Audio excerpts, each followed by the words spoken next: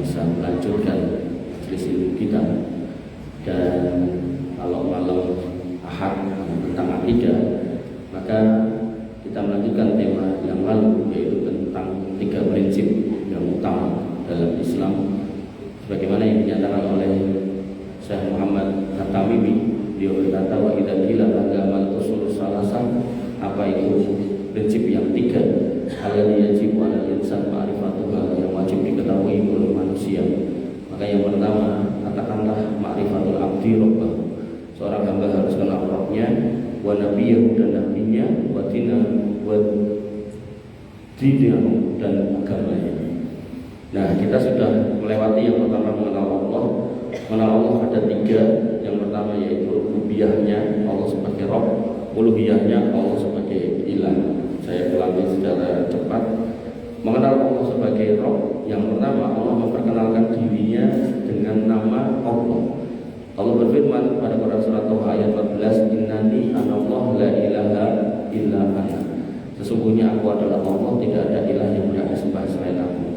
Nah, kemudian terkait rububiyah, orang Indonesia menerjemahkan sebagai Tuhan, maka itu mempersempit makna. Karena rububiyah itu maknanya yang menciptakan, yang mematikan, yang memelihara, yang memberi rezeki, kemudian yang menjaga.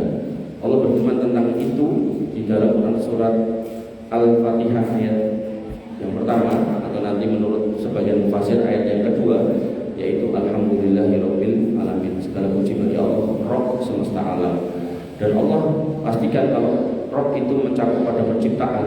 Pada Quran surat Tur ayat 5 ayat 35, am khuliqu min ghairi shay'in am humul khaliqun, apakah mereka itu tercipta tanpa ada yang mencipta, atau mereka menciptakan sendiri.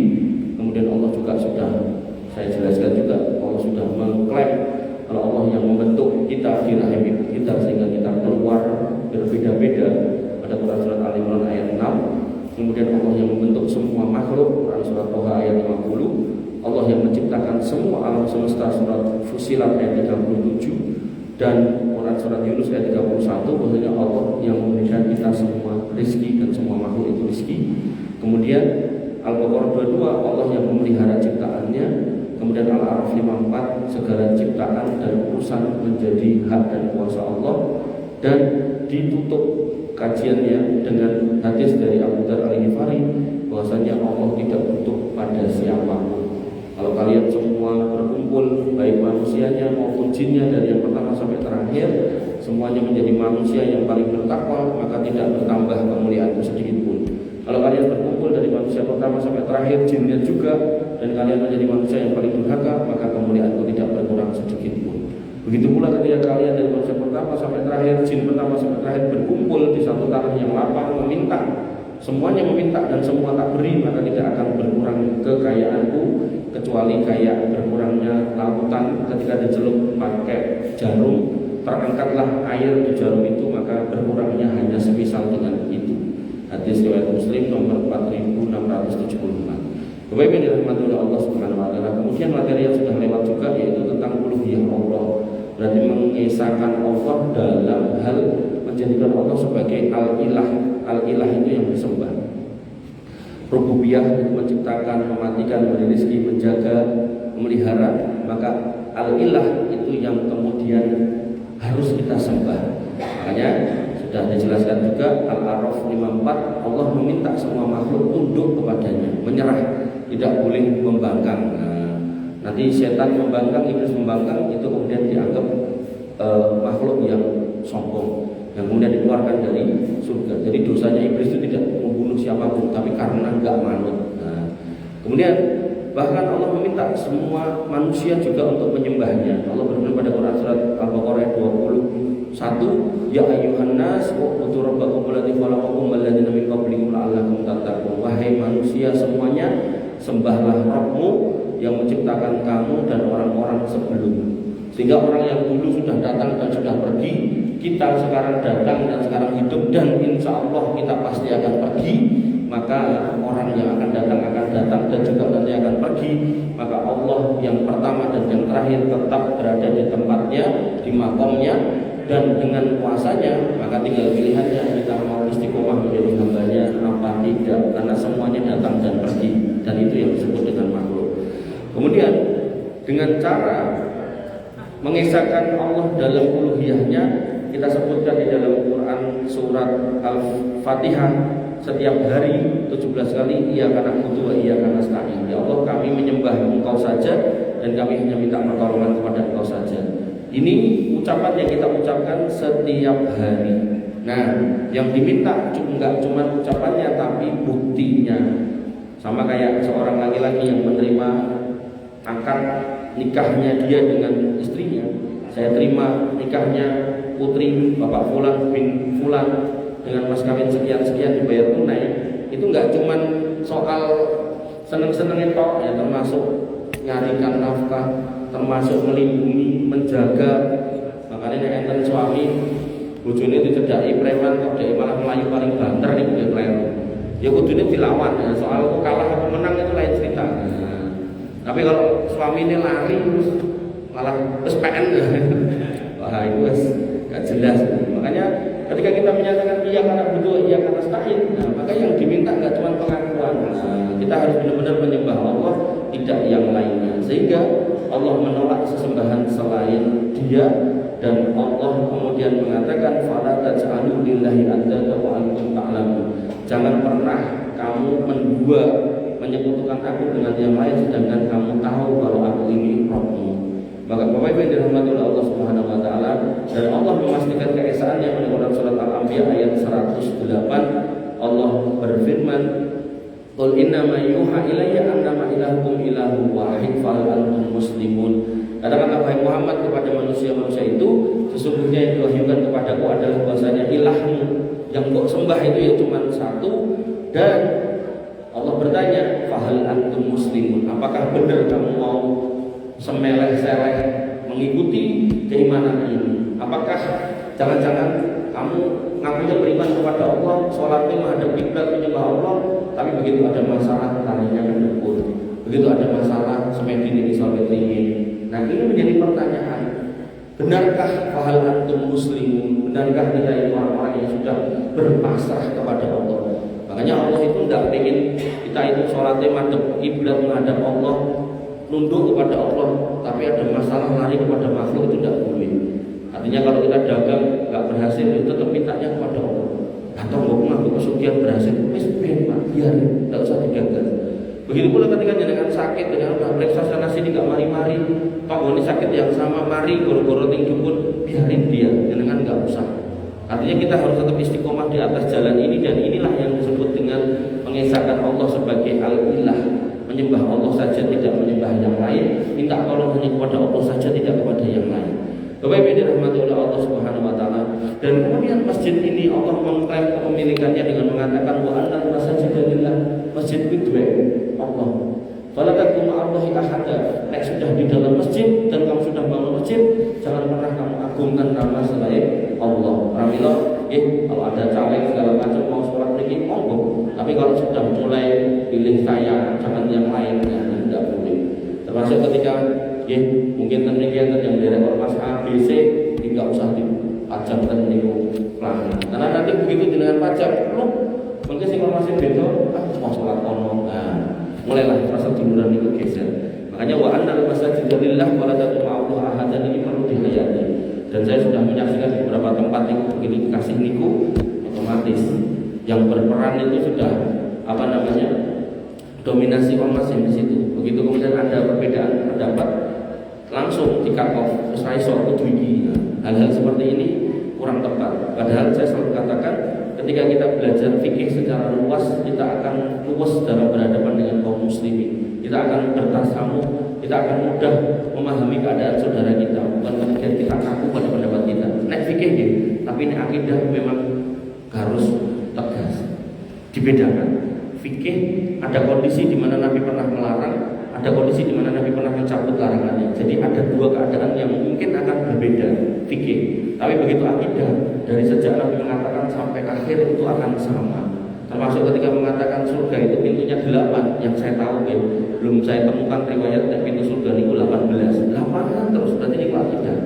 Termasuk ketika nanti di kuburan itu kita didatangi mungkar nakir dan ditanya siapa rohmu, siapa nabimu dan apa agamamu. Niku nggak pernah niku ada pertanyaan berikutnya siapa presidenmu, itu tidak ada. Makanya ini akidah berarti. Maka Begitu kemudian disebut malaikat mungkar nakir, ya berarti ini ya akidah, berarti wilayah akidah. Kok ibiyah disebut nama. Makanya mungkin ada yang ngaku-ngaku, aku ya malaikat, ini sopo. Maka hal seperti ini jenengan harus bisa membedakan mana akidah mana fikih. Bapak Ibu yang dirahmati oleh Allah Subhanahu wa taala, uluhiyah Allah Subhanahu wa taala.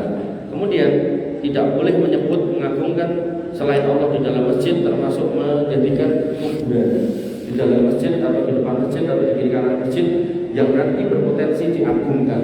Sampai Nabi ini pun dongo, dongo itu berarti kan Nabi itu sesat. Nabi itu sampai dongo mengatakan apa? Allahumma la taj'al qabri wasanan yu'bad. Ya Allah, jangan engkau jadikan kuburanku itu sebagai berhala yang disembah. Ramilon Nabi itu tidak mau, jangankan kuburannya.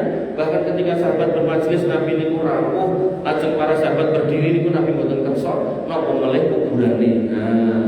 Sehingga nggih panjenengan tidak boleh kemudian meletakkan kuburan-kuburan orang-orang tertentu di dalam masjid. Mungkin awalnya niatnya kan semangat kayak umatnya kaum Nabi Nuh, nanti terakhirnya disembah. Tidak boleh. Biarkan kuburan di pemakaman umum bersama dengan kaum muslimin yang lainnya. Tidak usah kemudian dibawa ke masjid. Bapak Ibu yang dirahmati oleh Allah Subhanahu wa taala. Dan tauhid ini mengesahkan Allah dalam hal uluhiyah ini inti dari dakwah Nabi. Kenapa? Karena orang muslim ketika ditanya man khalaqas samawati wal ardh, siapa yang menciptakan langit dan bumi, la yaquluna Allah, mereka mengatakan Allah. Tapi begitu kemudian nek jalur ini Gusti Allah ya ora, iki enek lantai, enek usaha, enek hubal, enek mana, ya tetap kudu disajeni. Nah, itulah perbedaan orang yang lurus akidahnya. Jadi enggak cuma soal rububiyah dia benar mengatakan Allah itu sebagai sang pencipta, tapi dia juga menyembah itu hanya kepada Allah. Dan menyembah itu enggak cuma sholat, enggak cuma korban, enggak cuma puasa, enggak cuma haji umroh, tapi juga harus meletakkan semua bentuk ketundukan, ketakutan, kepasrahan hanya kepada Allah. Pulau contoh nih, enten piyai mangkat haji, tekan kono sangu gunting, nyedaki kiswah-kiswahe digunting. Kok ilaten apa Pak kok gunting? Niki mengko gen marai aku nek dodolan ndang sugih. Itu sudah mencemari tauhid dia, keimanan dia. Ndak boleh. Lah kiswah niku napa niku? Niku dipesen dijahit. Bisa bertukar mungkin tiap tahun, mungkin tiap berapa waktu sekali diganti sama pemerintah Saudi.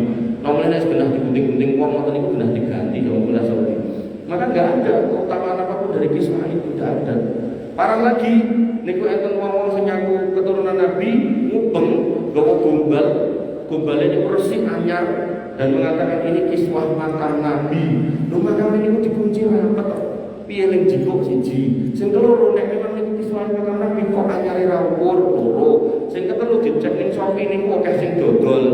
Nah niku terus diomongke, nah niku untuk barokah akeh artine do ngambung, diambung, dicucuk bar niku Habibie misalkan niki kula nang sebelah niku kresek. Nah, kresek nyemplok ngeten niku.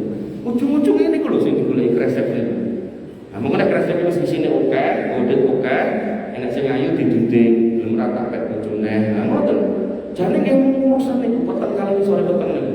Makanya Bapak Ibu yang dirahmati oleh Allah, Nabi tidak peduli dengan kekayaan. Yang penting umat itu selamat berakidah lurus. Sehingga hidup ini bukan soal kekayaan, bukan soal kekuasaan, tapi soal bagaimana kita menyembah Allah Subhanahu wa taala kanthi ikhlas, kanthi lurus. Bapak Ibu yang dirahmati oleh Allah Subhanahu wa taala, sehingga orang-orang yang salah dalam menyembah itu akhirnya menjadi orang-orang yang salah. Nah, pelajaran kita yang ketiga malam ini. Jadi tadi cuma ulasan dari 2 kali kita bertemu. Nah, malam ini kita mengisahkan Allah dalam urusan asma wa sifatnya. Asma itu nama, sifat itu sifat-sifat Allah Subhanahu wa taala. Bapak Ibu yang dirahmati oleh Allah Subhanahu wa taala, ketika Allah sudah menyatakan nek namaku itu Allah, maka kita tidak boleh memberikan nama selain Allah.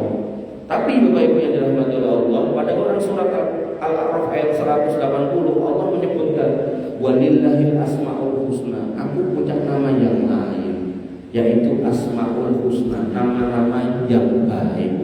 Fad'uhu biha.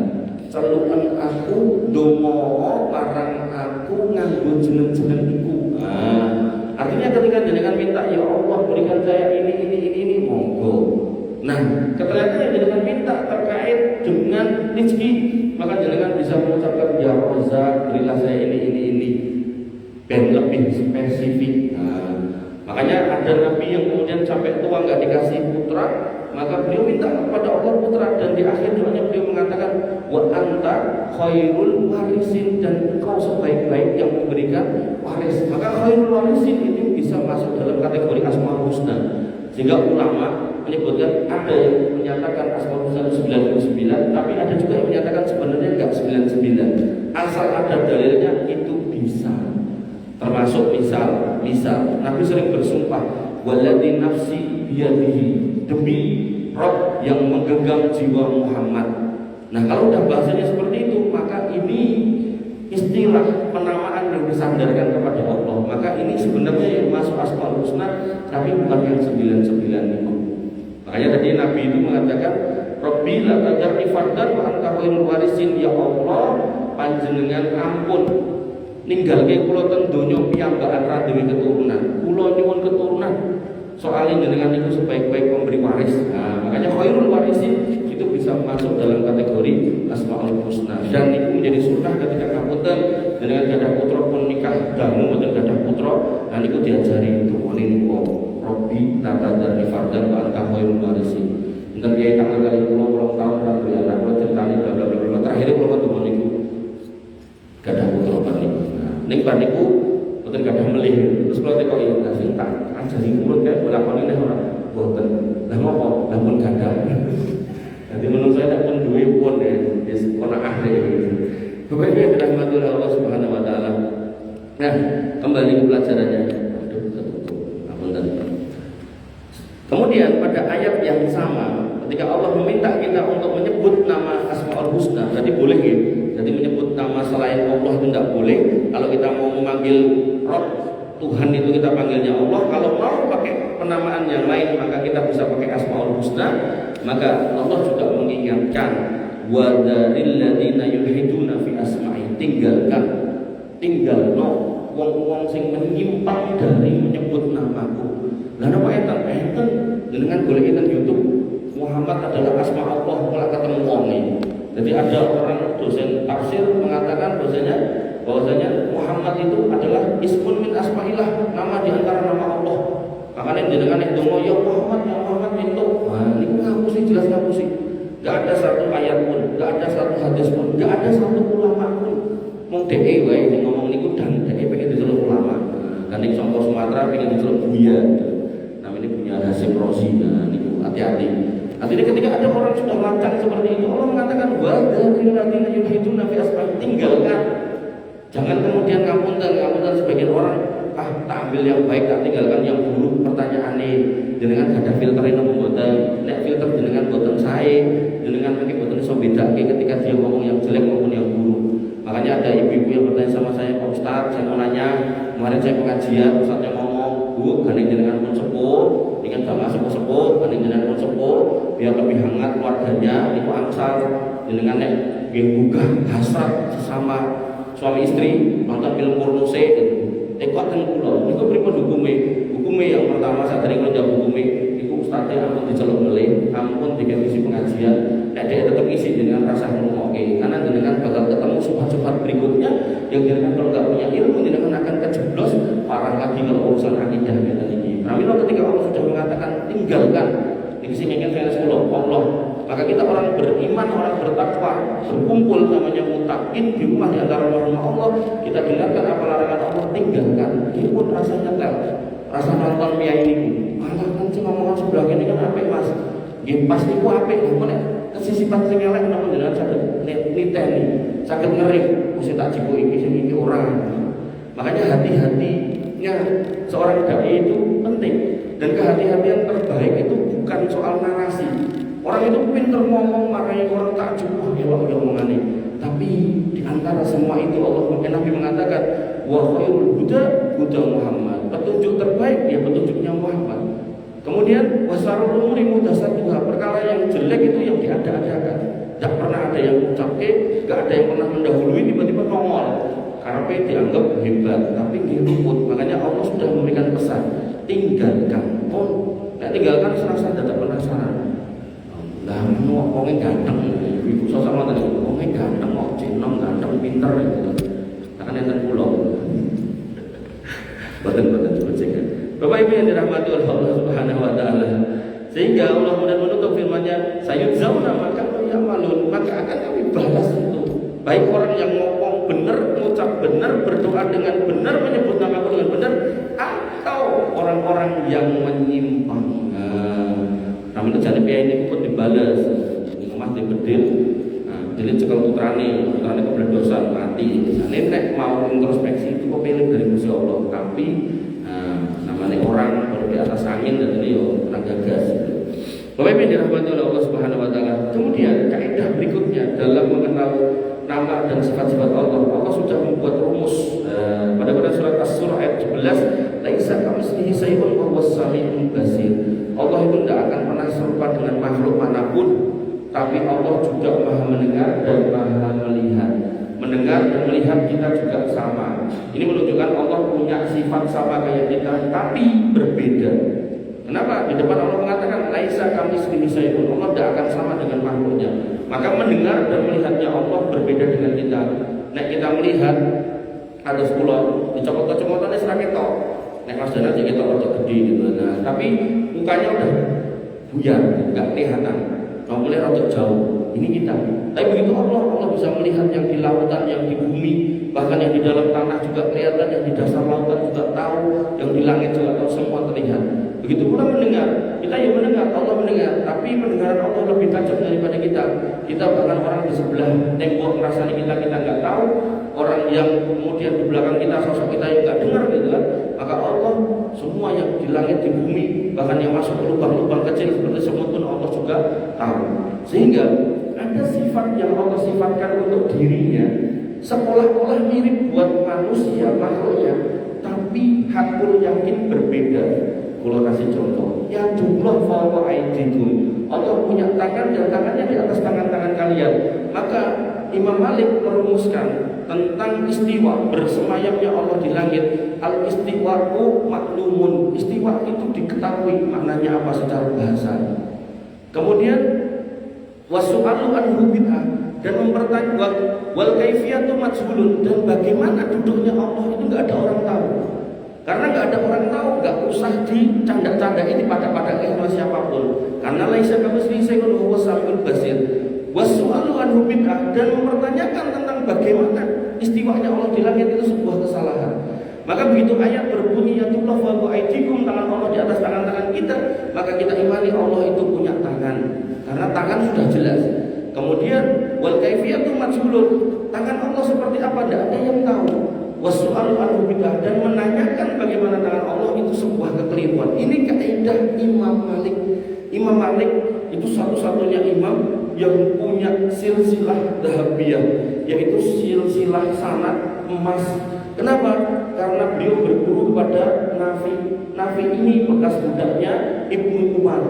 Berarti Nafi berguru kepada Ibnu Umar. Ibnu Umar berguru kepada Rasulullah SAW. Jadi sanadnya itu pendek banget.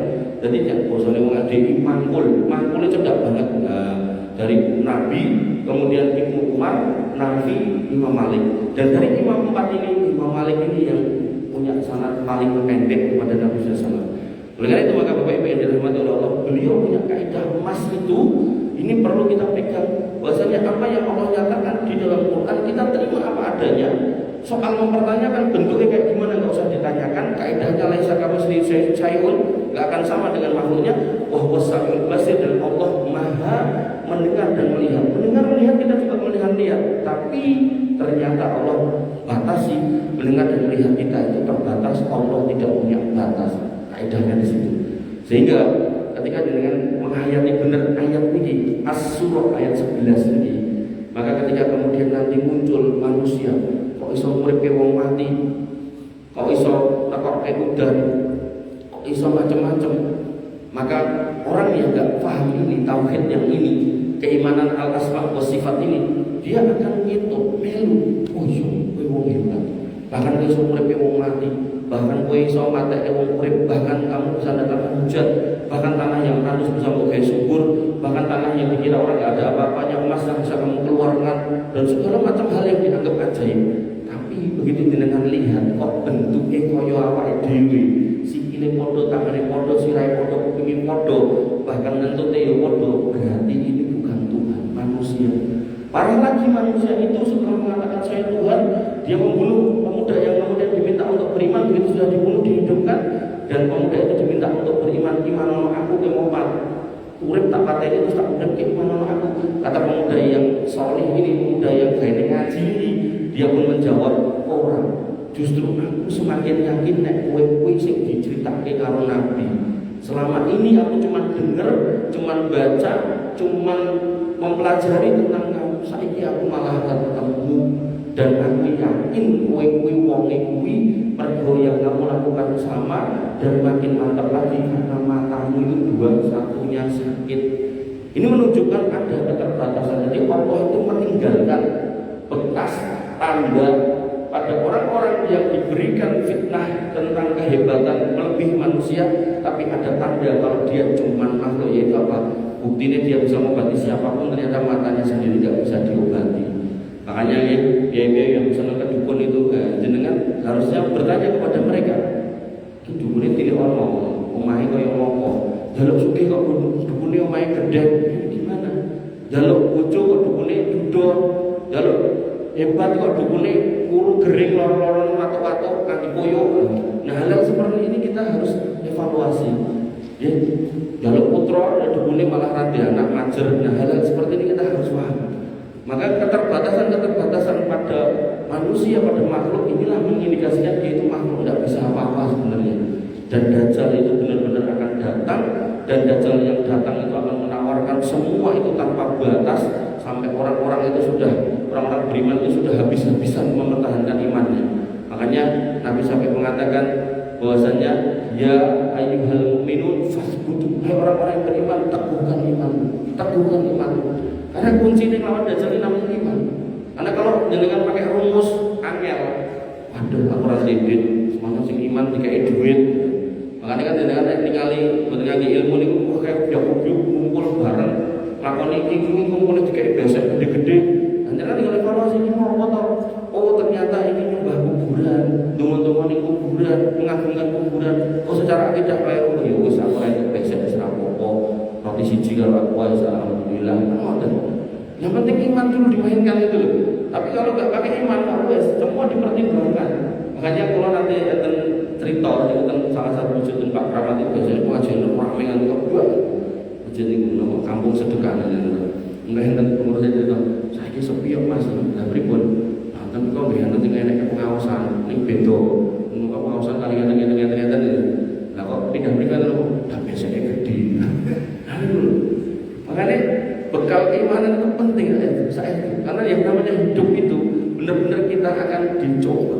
Dia perlu ayam asal apa, mungkin dikasih sakit, mungkin dikasih masalah, mungkin dikasih problematika hidup, mungkin dikasih tetangga yang jelek, mungkin dikasih putra yang berikut, sehingga kita akhirnya pusing. Nah disitulah kemudian Bapak Ibu yang dirahmati Allah, iman itu yang akan terus menjaga kita.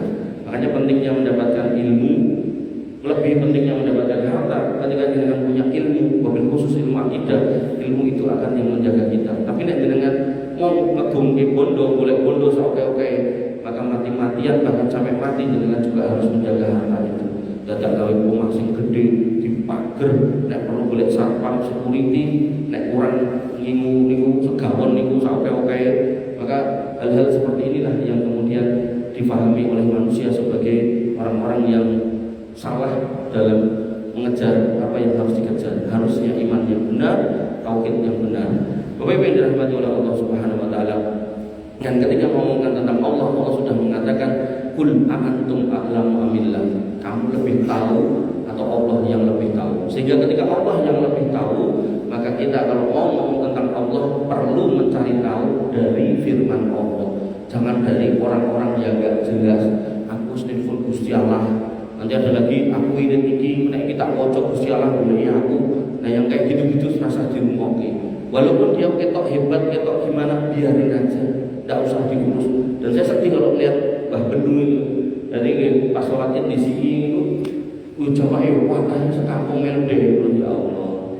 Makanya yang jenengan harus pahami, jangan silau dengan jumlah orangnya. Karena Allah sudah mengingatkan bahwa qalilun min ibadiyas syakur. Orang bersyukur itu sedikit. Sehingga orang-orang yang meniti jalan yang baik, jalan yang benar itu ya otomatis gak banyak.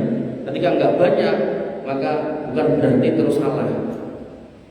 Selama kita berada di atas Quran dan Sunnah, tegak di atas ilmu, maka insya Allah itulah jalan kebenaran.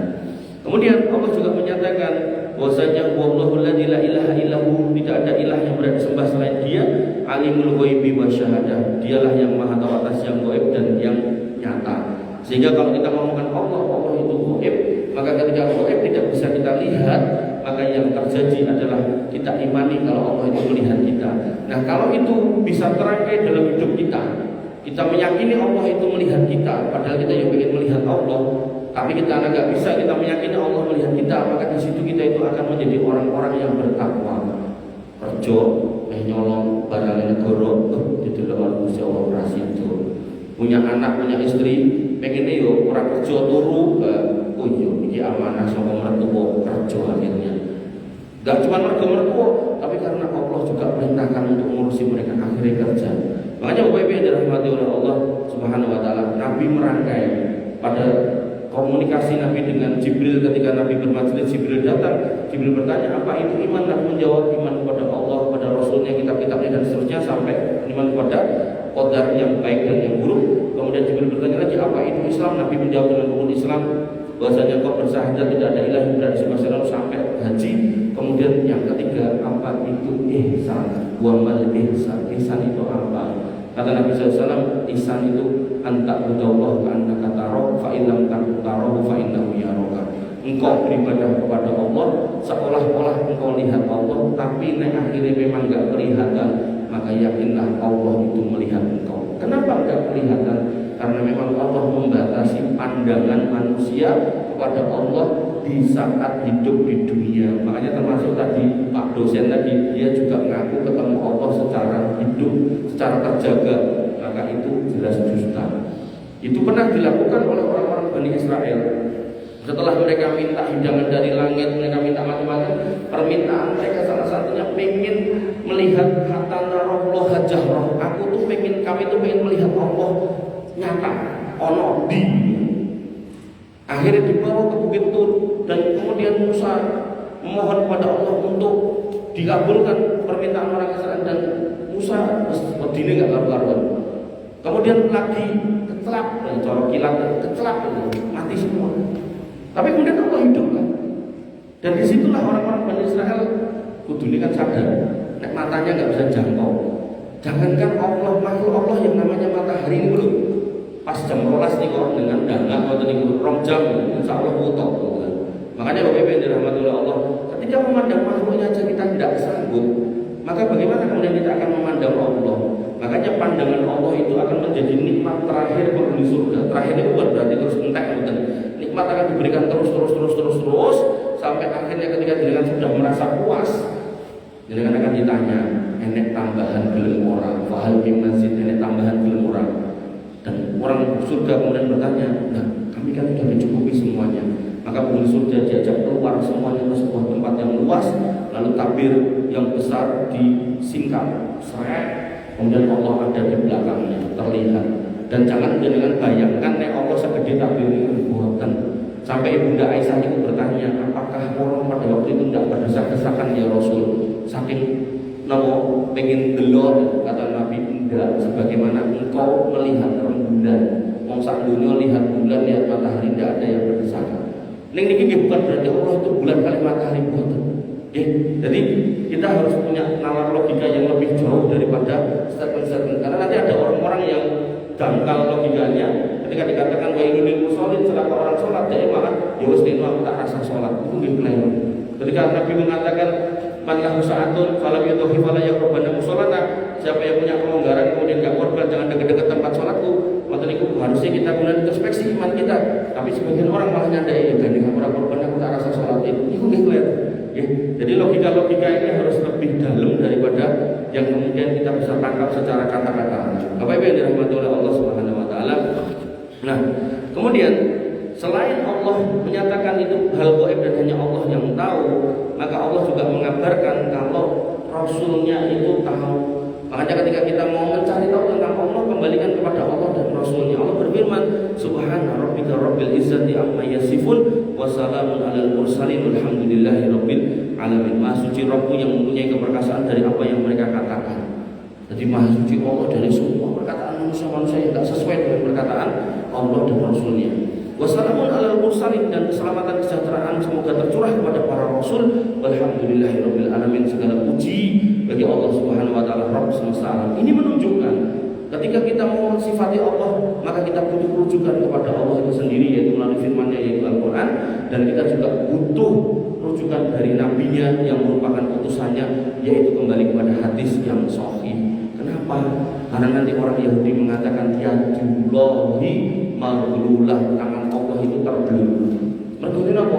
Dene donga orang kang kabul sampai dilokke dia menghina Allah dengan mengatakan Allah itu tangannya terbelenggu, pelit. Allah membalas bulat aidikum, berlebihan ucapan kamu.